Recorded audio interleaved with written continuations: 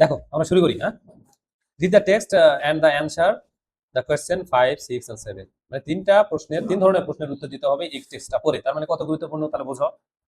আচ্ছা, উল সয়নকা একজনের নাম, is a famous Nigerian play writer.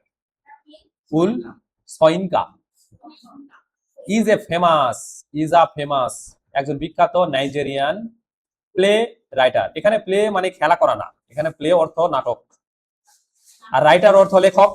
তাহলে নাট্যকার যাকে বলা হচ্ছে, প্লে রাইটার অর্থ নাটক লেখক, নাটকের লেখক। বিখ্যাত ফেমাস নাইজেরিয়ান, নাইজেরিয়া একটা দেশ, সেই দেশের পাবলিকদের বলা হয় নাইজেরিয়ান, বাংলাদেশের পাবলিকদের বলা হয় বাঙালি। ওকে, এন্ড দ্য পয়েট এবং কবি। পয়েট অর্থ কবি, আর পোয়েম অর্থ কবিতা। শেষ করলাম। নেক্সট লাইনে যায়, হি ওয়াজ বর্ন, সে জন্মগ্রহণ করেছিল, ইন আবেলকোটা একটা জায়গার নাম। হ্যাঁ, অন জুলাই 13, 1934, 1934 সালের জুলাইয়ের 13 তারিখে আবেলকোটায় সে জন্মগ্রহণ করেছিল। হি স্টাডিড, সে পড়াশোনা করেছিল, অন থিয়েটারের উপরে। থিয়েটার মানে বোঝা তো, মঞ্চ নাটক যাকে বলা হয়, মঞ্চ নাটক, মঞ্চ অভিনয়, সেটাকে বলা হয় থিয়েটার। ইন লন্ডনে, হোয়ার যেখানে, হিজ প্লে তার নাটক, যেখানে তার নাটক, হি দ্য ইনভেনশন মানে আবিষ্কার, ইনভেনশন অর্থ আবিষ্কার। এটা একটা নাটকের নাম দিছে। ওয়াজ এক্সিবিটেড মানে প্রদর্শিত হয়েছিল, এক্সিবিটেড অর্থ প্রদর্শিত হওয়া, ওয়াজ এক্সিবিটেড মানে প্রদর্শিত হয়েছিল ইন 1958, 1958 সালে প্রদর্শিত হয়েছিল। যেখানে হোয়ার হিজ প্লে তার নাটক। আচ্ছা, হি রিটার্ন, সে ফিরে এসেছিল। হি রিটার্ন অর্থ ফিরে আসা, রিটার্ন ভিটু ফিরে এসেছিল, টু এটা আইনা আইবাদান ইন 1960, 1960 সালে সে আইবাদানে ফিরে এসেছিল।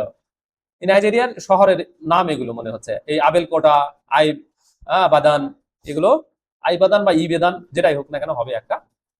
দ্যাট ইয়ার ওই বছর, মানে এই যে 1960 সাল, ওই বছরের কথা বলা হচ্ছে। হিজ প্লে তার নাটক, আর ড্যান্স অফ দ্য ফরেস্ট মানে বনের নাচ, আর dance of the forest, forest মানে বন, তাহলে বনের নাচ, এই নাটক ওয়াজ ডেমনস্ট্রেট মানে কি, ডেমনস্ট্রেট মানে দেখানো হয়েছিল। আচ্ছা, প্রদর্শিত হয়েছিল, একই কথা। ডেমনস্ট্রেটেড মানে করিয়ে দেখানো, যেটা বলা হচ্ছে। ডেমনস্ট্রেট অর্থাৎ কোনো কিছু করিয়ে দেখানো, টু শো ডুইং সামথিং। ওকে, সে হয়েছিল ডিরেক্টর মানে পরিচালক, যে পরিচালনা করে, ডিরেক্ট করে, নির্দেশনা দেয়, তাকে বলা হচ্ছে ডিরেক্টর অফ ড্রামা। এখানে ড্রামা অর্থ ওই যে প্লে, নাটক।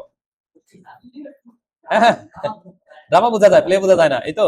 আচ্ছা, তাহলে সে ডিরেক্টর হয়েছিল নাটকের অ্যাট ইউনিভার্সিটি অফ ইবাদান, আইবাদানও বলতে পারো, জানি না এক্স্যাক্টলি কি উচ্চারণ হবে। তাহলে আইবাদান ইউনিভার্সিটিতে নাটকের পরিচালক হয়েছিল সে। বুঝলাম কিনা? কত সালে? ইন 1969, 1900। হ্যাঁ, হিজ অ্যানাদার ক্রিয়েশন, তার আরেকটি আবিষ্কার। ক্রিয়েশন অর্থ আবিষ্কার, ক্রিয়েশন অর্থ আবিষ্কার। তাহলে তার আরেকটি আবিষ্কার ওয়াজ আ নভেল, একটা উপন্যাস ছিল, একটা উপন্যাস। ওয়াজ আ নভেল ছিল, একটা উপন্যাস, নোভেল।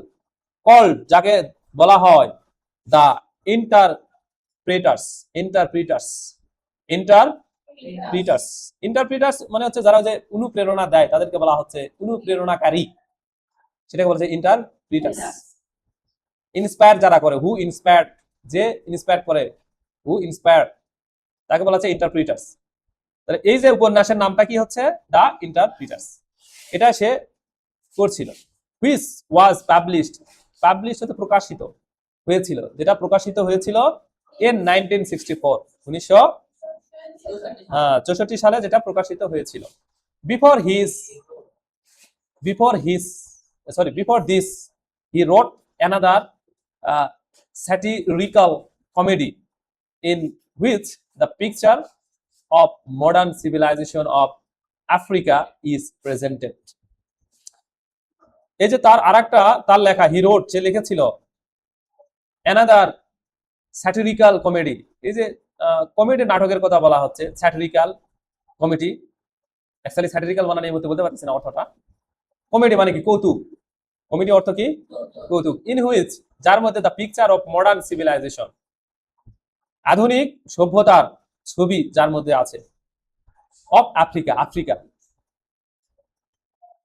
আফ্রিকার এই আধুনিক সভ্যতার ছবিগুলো যার মধ্যে আছে, সেটাতে তার স্যাটিরিক্যাল একটা কমেডি হ্যাঁ সে লিখেছিল। The road, he road another satirical comedy is presented. এই প্রেজেন্টেড অর্থ হচ্ছে কি? উপস্থাপন। প্রেজেন্টেড অর্থ কি? উপস্থাপন করা হয়। এই যে বিফোর আছে না, এই সেন্টেন্সের শুরুতে বিফোর দিস, এর আগে, বিফোর দিস অর্থ এর আগে, হি রোড সে লিখেছিল। কি লিখেছিল? অ্যানাদার স্যাটিরিক্যাল কমেডি, একটা কমেডি লিখেছিল। ইন হুইচ, যার মধ্যে এই আধুনিক সভ্যতার, আফ্রিকার আধুনিক সভ্যতার ছবি ছিল বা ছবি আছে, যেটা ইজ প্রেজেন্টেড, যেটা উপস্থাপন করা হয়েছিল। বুঝলাম কিনা? ইট ওয়াজ কল্ড, এটাকে বলা হয়েছিল, ডাকা হয়েছিল, নাম দেওয়া হয়েছিল the lion and the jewel. Lion and the jewel 1963-তে এটা করা হয়েছিল। 1 year আফটার পাবলিশিং, 1 বছর পর, প্রকাশের 1 বছর পর। 1 year আফটার পাবলিশিং, পাবলিশ মানে কি? প্রকাশ করা। আচ্ছা, পাবলিশিং প্রকাশের পর, আফটার পাবলিশিং প্রকাশের পর, 1 year 1 বছর। দিস কমেডি, এই কমেডি বা এই কৌতুক, হি রোট আ বুক অফ পোয়েমস, সে লিখেছিল একটি বই, কবিতার, পোয়েম, একটি কবিতার বই লিখেছিল। কল্ড, যাকে বলা হয় আইডেন্ড্রি নাকি অ্যান্ড আদার পোয়েম, আইডেন্ড্রি এবং অন্যান্য কবিতা, এই নামে একটা কবিতার বইয়ে সে লিখেছিল। এটা সম্পর্কে বুঝলাম কিনা? কোন সেন্টেন্সের মিনিং বুঝতে না পারলে বা